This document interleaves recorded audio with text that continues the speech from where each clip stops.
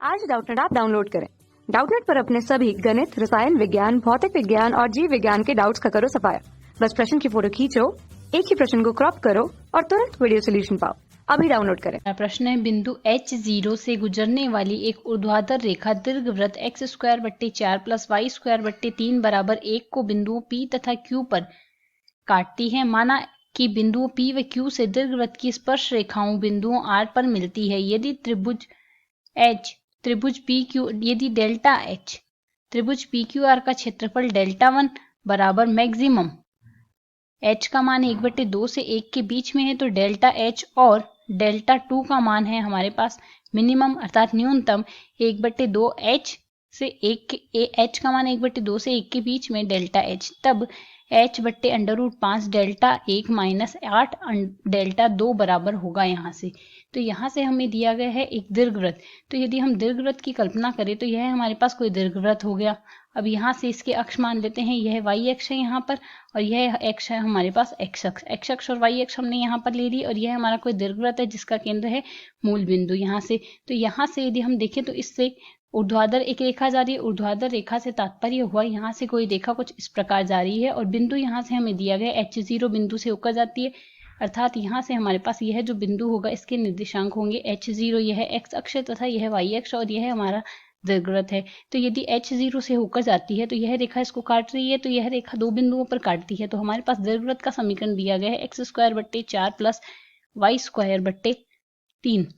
बराबर है यहाँ से 1 के बराबर। तो यदि हम इसे सरल करते हैं तो हम यहाँ से लिख सकते हैं, यदि H0 पर काटती है तो x का मान h रखेंगे,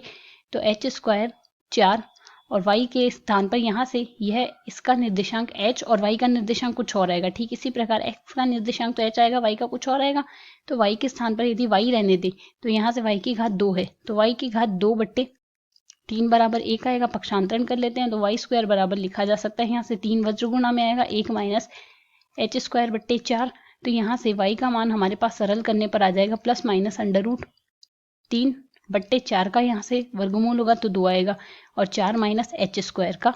√। तो घात 1/2 लिख लेते हैं, y का मान आ गया। अब यदि y का यह मान है तो यहाँ पर तो आ रहा है हमारे पास धनात्मक, अर्थात √3/2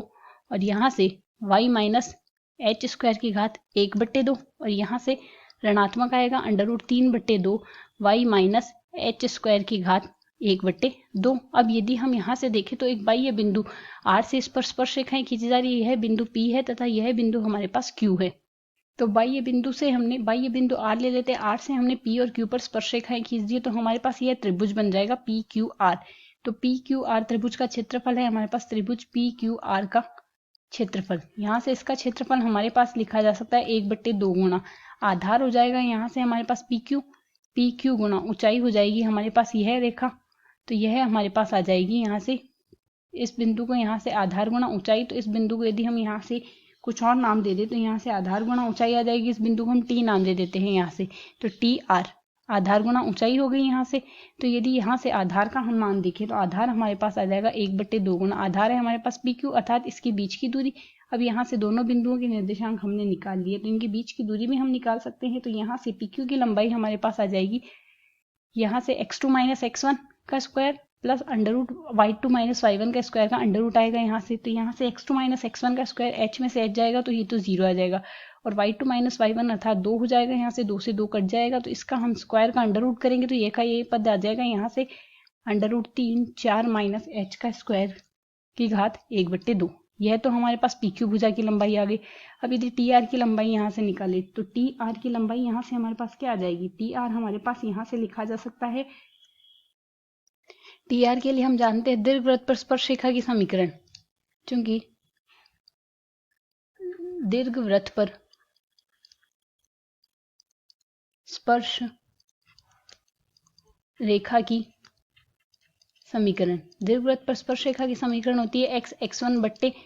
यहाँ से आता है a² अर्थात यहाँ तो है हमारे पास 4 और b² है हमारे पास 3, तो y1/3 बराबर होता है यहाँ से 1। तो यहाँ से यदि हम देखें तो x1 का मान तो है हमारे पास h और y1 का मान है हमारे पास 0। तो यहाँ से स्पर्श रेखा की समीकरण क्या हो जाएगी, x के स्थान पर हम रख देंगे h, तो यह x1 के स्थान पर हम यहाँ से रख देंगे x के स्थान पर h, यह h0 तो हमने यहाँ से जो आर बिंदु लिया है वह एक्स अक्ष पर है, एक्स अक्ष पर है, तो यहाँ से वाई का निर्देशांक हमारे पास 0 आ जाएगा, वाई का निर्देशांक 0 आ जाएगा, तो यहाँ से माफ कीजिएगा y1 का निर्देशांक 0 आ जाएगा, y1 का निर्देशांक 0 आ जाएगा, तो यहाँ से हमारे पास निर्देशांक आ जाएगा x1/4 बराबर 1। तो यहाँ से x1 का मान हमारे पास क्या आ जाएगा 4/, यहाँ से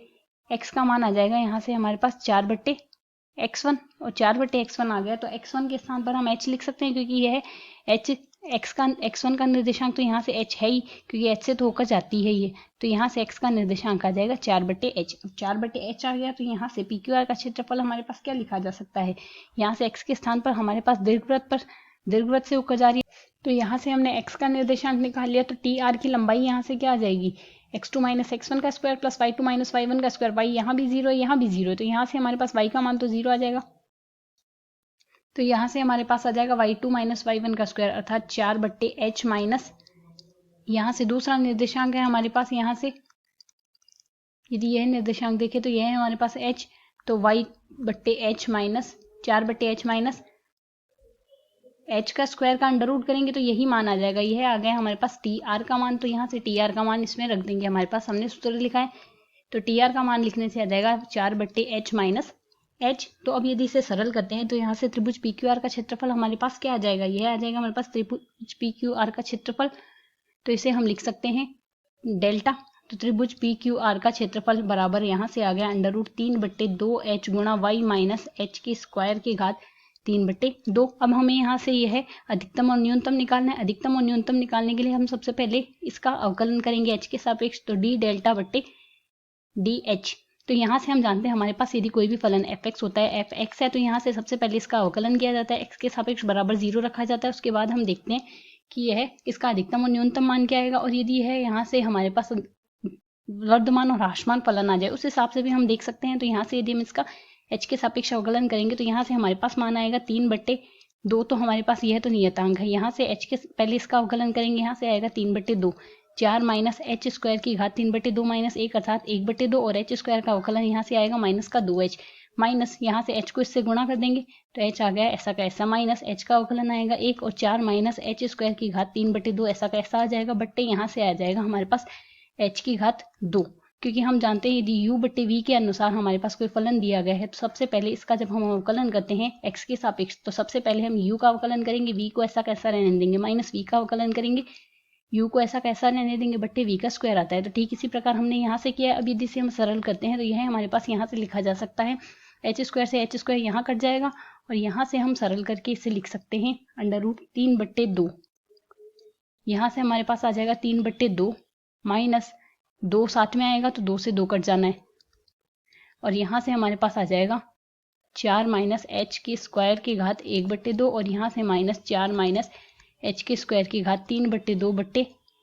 h स्क्वायर आएगा यहाँ से, और यदि इसे और सरल करें तो यहाँ से लिखा जा सकता है √3/2, यहाँ से 4 माइनस h स्क्वायर की घात 1/2 तो हम कॉमन ले लेंगे, यहाँ से बचेगा हमारे पास 1 माइनस, यहाँ से हमारे पास एक घात कॉमन आ गई, 4 माइनस का h का स्क्वायर बचा है बट्टे h स्क्वायर आ जाएगा। अब यदि इसे और सरल करते हैं तो यह हमारे पास लिखा जा सकता है √3/2, 4 माइनस h स्क्वायर की घात 1/2, और यहाँ से आ जाएगा h स्क्वायर माइनस 4 माइनस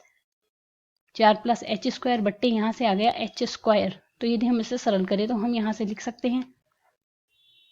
√3/2, यहाँ से माइनस भी था हमारे पास, इसमें भी हमारे पास माइनस आएगा, यहाँ भी माइनस आएगा, तो यहाँ से एक h स्क्वायर से h स्क्वायर कट जाएगा, और यहाँ से हम लिख सकते हैं 4 माइनस h स्क्वायर की घात 1/2, और माइनस का 4 है तो 2 यहाँ से बचेगा 2 से 4 कट गया था हमारे पास, तो 2 ही बचेगा क्योंकि 4 था हमने काट दिया, और बट्टे h स्क्वायर, तो यह मान हमारे पास ऋणात्मक आएगा। अब ऋणात्मक मान आ रहा है अर्थात 0 से छोटा मान आ रहा है, यदि 0 से छोटा मान आ रहा है हमारे पास फलन ह्रासमान फलन है, यदि फलन ह्रासमान होता है तो यहाँ से हमारे पास जो अंतराल दिया गया है ह्रासमान फलन है, तो यह अंतराल जो दिया गया है अर्थात इसमें अधिकतम जो मान आएगा वह आएगा 1/2 पर, और जो न्यूनतम मान आएगा वह आएगा 1 पर। तो हमें यहाँ से ह्रासमान फलन है तो यह अधिकतम मान 1/2 पर आ रहा है। अब यदि 1/2 पर मान निकालते हैं तो अधिकतम मान आ रहा है हमारे पास 1/2 पर, तो अधिकतम हम लिखते हैं तो 1/2 पर लिखेंगे, और न्यूनतम आएगा हमारे पास 1 पर। तो अधिकतम मान यदि हम यहाँ से निकालें तो 1/2 पर हमारे पास मान यहाँ से क्या आ जाएगा, यहाँ से मान आएगा हमारे पास √3/2 तो ऐसा कैसा आएगा, और यहाँ से आ जाएगा हमारे पास 1 माइनस h के स्थान पर 1/2 रखना है तो 1/4 आ जाएगा। यहाँ से इसकी घात 1/2 और यहाँ से 4/1/2 अर्थात 8 माइनस 1/2 आएगा। अब यदि इसे और सरल करते हैं तो यहाँ से सरल करने पर हमारे पास मान आएगा यहाँ से 45/5/8। ठीक इसी प्रकार यदि हम न्यूनतम मान 1 के लिए सरल करते हैं तो यहाँ से मान आएगा 1/2 √3, 4 माइनस 1 अर्थात 3 की घात 1/2 √3 ही हो जाएगा, और यहाँ से आएगा 4 माइनस 1 अर्थात 3, तो यहाँ से हमारे पास मान आएगा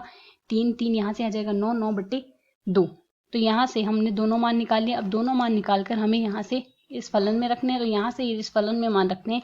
8/5, 8/5 गुना यहाँ से हमारे पास मान आया है 45/5 यहाँ से आया हमारे पास 8 माइनस 8 गुना 9/2 आया, तो यहाँ से √5 से √5 कट गया, 8 से 8 कट गया, 45 आएगा यहाँ से, और यहाँ से काटने पर 4 गुना 9 गुना 4 को हम लिख सकते हैं 36, तो 46 माइनस 9 बराबर हमारे पास आ रहा है यहाँ से 9। 45 माइनस 36 बराबर 9, तो यहाँ से हमारे पास इस प्रश्न का हल आएगा 9। मैं आशा करती हूँ आपको हल समझ आया। धन्यवाद। कक्षा 6वीं से 12वीं से लेकर नीट, IIT, JEE वो एडवांस के लेवल तक 1 करोड़ से ज्यादा छात्रों का भरोसा। आज ही डाउनलोड करें डाउटनेट ऐप या व्हाट्सएप करें अपने सारे डाउट्स 8400 400 400 पर।